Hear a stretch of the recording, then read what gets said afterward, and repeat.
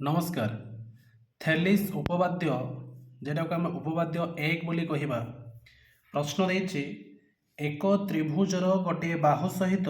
समांतर एक सरल रेखा जदि त्रिभुजर अन्य दुई बाहु को दुईटी भिन्न बिंदु रे छेद करे तेबे उक्त सरल रेखा द्वारा अन्य दुई बाहु समानुपात विभाजित हेबे। ताहले से कोन देला हमको गोटे त्रिभुज देछि। कोन देछि ना आमको गोटे त्रिभुजटे देछि। तो आमको जो त्रिभुजटे देछि ता ना थरा में नहीं जीवा ए बी सी। कौन नबा ए बी सी। एटा हला त्रिभुज ए बी सी। तो ये जो त्रिभुज ए बी सी जो देछि त्रिभुज ए बी सी रे हम कोन करबा दुईटी बाहु थरे ए बी बाहु एटी कोन करबा ए बी बाहुर गोटे उपरिस्थ बिंदु थरा नहीं जीवा एक्स आ जो एसी बाहु जो देछि तर उपरिस्थ बिंदु हला के ना वाई। ता माने ए जो एक्स वाई रेखा जो देछि ए एक्स वाई सरल रेखाटा कोन करिवो ना ए जो ए बी आउ जो एसी बाहु जो देछि ए बी आउ एसी बाहु को दुईटी भिन्न बिंदु रे अंतर विभाजन करिवो। तार अर्थ होउची एक्स बाय केते बी एक्स समान ए वाई बाय होउची सी वाई। एटा हमको देखेते पड़िबो। तेबे हमको प्रमाण करिया पय पड़िबो एक्स बाय बी एक्स समान ए वाई बाय केते सी वाई। तने दत्त कोन देछि ना दत्त देछि त्रिभुज ए बी सी रे ए बी रो उपरिस्थ बिंदु हला एक्स एवं ए सी रो उपरिस्थ बिंदु वाई आउ ए एक्स वाई टा बी सी सहित कोन अटे ना समांतर अटे। तेबे हमको प्रमाण करिया पय पड़िबो। प्रामाण्य प्रमाण करिया पय पड़िबो एक्स बाय बी एक्स समान ए वाई बाय केते सी वाई। तेबे दत्त गला ये होउची तुमर प्रामाण्य। तेबे एठी कोन करिबा ना ए त्रिभुज को आमे ए जो देछि प्रामाण्य जो कहिछि करिया पय एक्स बाय बी एक्स समान ए वाई बाय सी वाई। एठी आमे कोन करिबा गुटे अंकन करिबा केते ना सी एक्स आउ बी वाई को एठी आमे अंकन करिबा। तेबे लेखिबाडी कोन आमे ना अंकन। तेबे अंकन आमे कोन करिबा ना अंकन होउची सी एक्स ओ बी वाई को अंकन करा जाओ। तने दत्त गला ये हला तुमर प्रामाण्य ये हला अंकन तापर आसला कोन ना प्रमाण। प्रमाण आमे जो करिबा से कोन देछि ताने ना हमको देखेते पड़िबो एक्स आउ के बी एक्स ये जो एक्स बाय बी एक्स जो देखेते पड़िबो। तबे एक्स टा ताने कोन होचु ना ए एक्स वाई त्रिभुजर एक्स टा हला भूमि एवं जो बी एक्स जो देछि सी होउची बी एक्स वाई त्रिभुजर बी एक्स टा हला भूमि। तो एक्स टा एक्स वाई रो भूमि बी एक्स टा बी एक्स वाई रो भूमि। जेहेतु एक्स आउ बी एक्स एक भूमि के ए बी ऊपर अवस्थित तो त्रिभुज द्वयर उच्चता होउची समान। कोन अटे त्रिभुज द्वयर उच्चता होउची समान। ताने एठी आमे कोन लिखिबा ना लिखिबा त्रिभुज ए एक्स वाई रो क्षेत्रफल बाय त्रिभुज बी एक्स वाई रो क्षेत्रफल समान एक्स बाय केते ना बी एक्स इक्वेशन 1 ना कहीं की हला ना जेहेतु एक्स वाई रो भूमि हला एक्स बी एक्स वाई रो भूमि हला बी एक्स एका भूमि के ए बी ऊपर अवस्थित ताहले सेमानंकर उच्चता माने एक्स वाई त्रिभुज आ बी एक्स वाई त्रिभुज उच्चता समान हेबे। ताहले एठी कोन आसीबो एक्स वाई रो क्षेत्रफल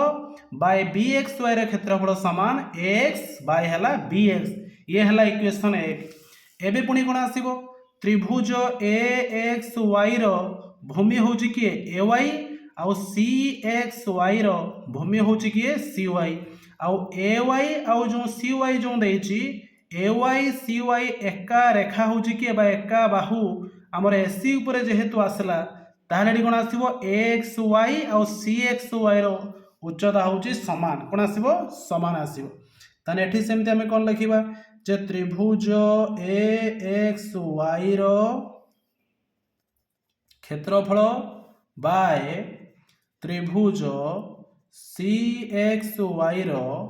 क्षेत्रफल समान ए वाई बाय केते आसीबो सी वाई ये है इक्वेशन 2 कहीं ना जेहेतु त्रिभुज ए बी सी रो एक्स वाई रो भूमि होची A Y C X Y रो भूमि होची सी वाई एका बाहु पर अवस्थित तेणु त्रिभुज एक्स वाई एवं त्रिभुज सी एक्स वाई रो भूमि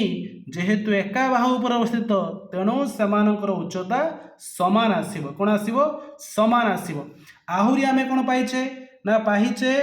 एई जो आमर एक्स वाई जो देइछि एक्स वाई रेखा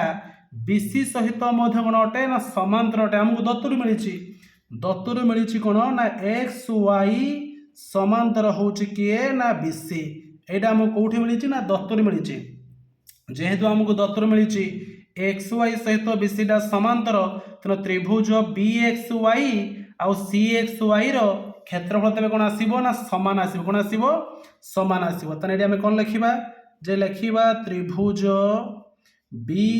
एक्स वाई रो क्षेत्रफल त्रिभुज बी एक्स वाई रो क्षेत्रफल समान त्रिभुज सी एक्स वाई रो क्षेत्रफल ना कहीं समान है